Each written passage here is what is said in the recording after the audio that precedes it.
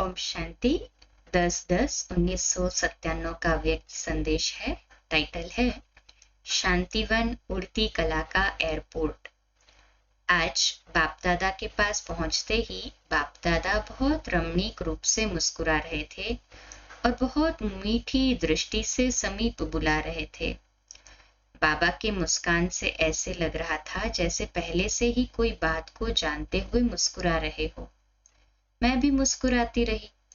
कुछ समय के बाद बाबा बोले, बच्ची, तुम्हारी दादी को विशाल शांतिवन देख बहुत नए नए संकल्प चलते हैं ना। बच्ची को कहना कि बहुरूपी बाप ने बनवाया है तो बहुत अच्छे अच्छे बहुकार्य में लगना है। ये शांतिवन ब्राह्मणों के उड़ती कला का एयरपोर्ट बनेगा। ब्राह्मणों के आपसी मिलन, रूह-रिहान, रिफ्रेश होने का, रूहानी मौज मनाने का रमणीक विहार बनेगा। ये शांतिवन ब्राह्मणों को नंबर 1 में ले जाने का तपस्या स्थान बनेगा। ये शांतिवन संबंधियों और सहयोगियों को स्नेह में समीप लाएगा। ब्राह्मणों के श्रेष्ठ साधना अर्थात एकांतवास का साधन बनेगा। भिन्न भिन्न वर्गों के बड़े बड़े सेमिनार स्नेह मिलन द्वारा एक धक से अनेक आत्माओं को संदेश मिलेगा। आबू रोड के लिए दर्शनीय स्थान बनेगा। जैसे ओम शांति भवन टूरिस्ट स्थान बना है, ऐसे ये भी बनेगा। आईवेल के समय एस्लम बनेगा। उसके बाद बाबा बोले, बच्ची अर्थात दादी से, दादी जी के लिए कह रहे हैं, दादी जी को बहुत बहुत मुबारक देना। इस समय पर सबको उमंग उत्साह में लाते शांतिवन तैयार कराया। बाप दादा बच्ची को सदा अमृत वेले से पहले मिलन मनाते, प्रेरणा देते, रिफ्रेश करते रहते हैं और दृष्टि से मीठी मीठी एक्स्ट्रा शक्ति का वरदान भी देते हैं। साथ में सर्व साथी जो निमित्त है, उन्हों को भी बाबा विशेष स्नेह की दुआएं देते रहते हैं। अच्छा, ओम शांति।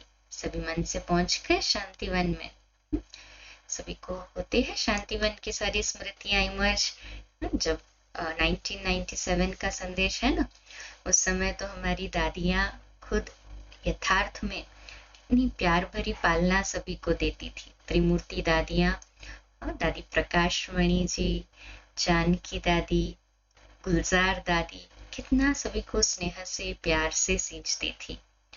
और उस समय रोज क्लास के बाद में प्रकाशमणि दादी मुरली के बाद में सभी को ऐसे पूरी सभा को बाकी पहनती थी और एक गीत बजता था, आंखों में बाबा तेरी जाने हैं कितने जलवे।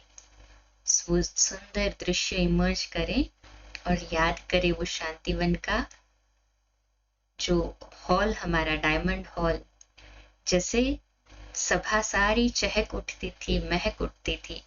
और उसमें उस समय तो पर्सनल रूम्स नहीं हुआ करते थे, डॉर्मेट्री सिस्टम हुआ करता था। एक एक हॉल में 150-200 लोग भी सोते थे। और दादी सभी सभा में, देखो कितनी शक्ति थी दादी में, दादी की वाणी में। सारी सभा को पूछती थी कि आप संतुष्ट हो, आपको ठीक स्थान मिला सोने का, रहने का। सभी दिल से संतुष्ट हो जाते थे क्योंकि दादी का वो प्यार भरा पालना और वो अथॉरिटी वाली पालना, इतने स्नेह भरे शब्द सभी को खींच लेते थे। उसमें ब्रह्मा बाबा के अव्यक्त होने के बाद तो दादी गुलजार ही अव्यक्त पार्ट बजाने के निमित्त बनी। तो गुलजार दादी की क्लासेस बहुत ही शॉर्ट स्वीट होती थी, बहुत ही सिंपल होती थी। माताओं के लिए तो जैसे दादी एकदम उड़ती कला के क्लासेस करा देती थी कि चलो पूरी मुरली याद नहीं रहती, वरदान याद करो, सार याद करो। वो भी याद नहीं रहा तो कम से कम मेरा बाबा तो याद है। तो वो शांतिवन के दादियों के पालना का दृश्य, अव्यक्त बाप दादा की पालना का दृश्य, क्योंकि उस समय मुरली शुरू होती थी शाम में और रात को 12-12:30 बजे तक मुरली चलती थी। परंतु देखो बैठने के लिए भी चेयर्स नहीं हुआ करती थी आज जितनी है, तो भी सभी नीचे बैठते हुए भी 3-4-5 घंटे भी बैठना हो तो भी स्थिरता से बैठते थे और वो प्यार में बाबा के समा जाते थे, एक एक शब्द को जैसे अपने अंदर एब्सॉर्ब कर रहे होते थे। इसलिए आज बाबा विशेष शांतिवन को स्नेह का दर्जा बता रहे हैं, एयरपोर्ट बता रहे हैं कि सभी स्नेह में वहां उस एयरपोर्ट में पहुंच जाते हैं। सगे संबंधियों को सभी को वहां पे बाबा की पालना मिलती है, तो बाबा के करीब, परिवार के करीब आते हैं। प्यार भरी पालना बाबा की सभी को समर्थ बना देती है। इसलिए दिल से बाबा को उस हर एक, भले ही लेट भी आए हो तो भी ऐसा लगता है कि हम पहले से ही आए हुए हैं। तो बाबा सभी को ये तो वरदान दे ही चुके हैं कि last so fast, fast so first वाले हैं सभी।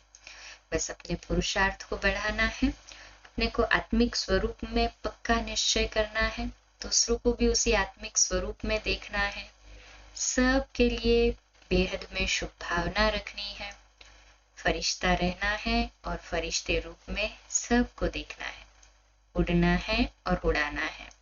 न किसी की कमी कमजोरी देखनी है, सुननी है, सोचनी है या वर्णन करनी है। सभी की विशेषता देखने का चश्मा पहन ले। सब अच्छे हैं, सब हमारे साथ अच्छा हो रहा है और अच्छे से अच्छा ही होना है। ये पाठ पक्का कर ले, सदा निश्चिंत भी रहेंगे और हर हाल में खुशहाल भी रहेंगे। विघ्न आते भी है तो क्यों आते हैं? पेपर्स आते हैं तभी तो पता चलता है स्टूडेंट कितना सक्षम है उसको सॉल्व करने के लिए और आगे के क्लास में आने के लिए।